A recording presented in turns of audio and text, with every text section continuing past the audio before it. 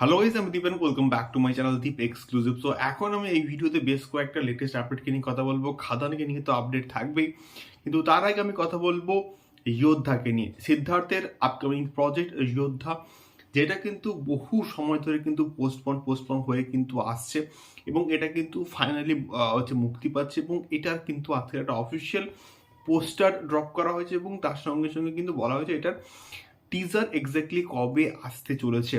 তো প্রথমে যদি বলি, পোস্টারটা আমার কিন্তু দুর্দান্ত কিন্তু লেগেছে এবং পোস্টারটা যেভাবে লঞ্চ করা হয়েছে দুবাইতে, একদম আকাশের মধ্যে, ব্যাপক কিন্তু লাগছে এবং এইরকমভাবে পোস্টার লঞ্চ আমরা কিন্তু দেখিনি।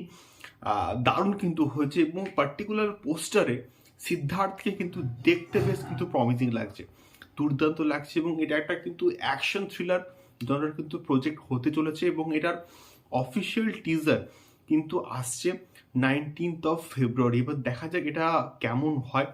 আমি এই প্রজেক্টটাকে নিয়ে কিন্তু প্রচণ্ড আশাবাদী রয়েছি, দেখা যাক কেমন হয়। সেকেন্ড, আমি এই ভিডিওতে কথা বলবো অবশ্যই শক্তিমানকে নিয়ে। তো শক্তিমান প্রিভিয়াসলি কিন্তু বহুবার খবর এসছে হয়তো হচ্ছে না।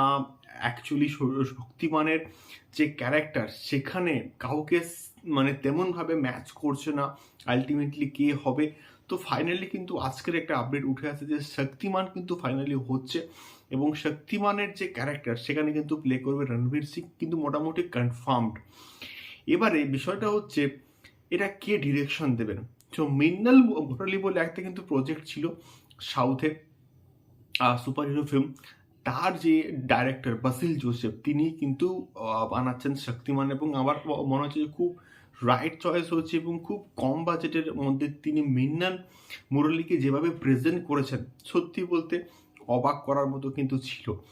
তো দেখা যাক কেমন হয় শক্তিমান। এবং রণবীর সিং এমন একজন অভিনেতা, তাকে যেভাবে ভালো ডিরেক্টরদের হাতে পড়লে সে কিন্তু ভালো আউটপুট দিতে পারে এবং দেখা যায় কেমন হয় এই প্রজেক্টটা। আমার মনে হয় যে Ranveer Singh is the right choice for Shaktimaan character.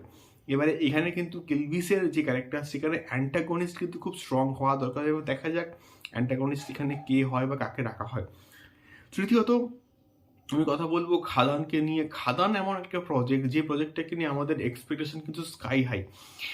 পরপর যখন ক্যারেক্টার সম্বন্ধে আমরা আস্তে আস্তে জানতে পারছি তখন কিন্তু এই প্রজেক্টটাকে নিয়ে আশা এবং এক্সপেকটেশন আমাদের কিন্তু অনেকটা বেড়ে গেছে।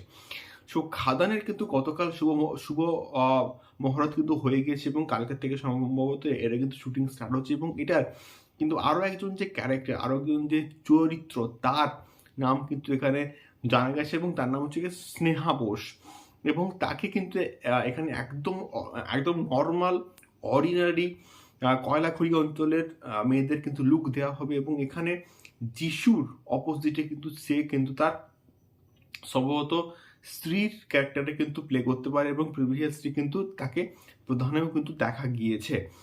দেখা যাক, ক্যারেক্টারের যে লিস্ট কিন্তু কন্টিনিউয়াসলি বেড়ে যাচ্ছে।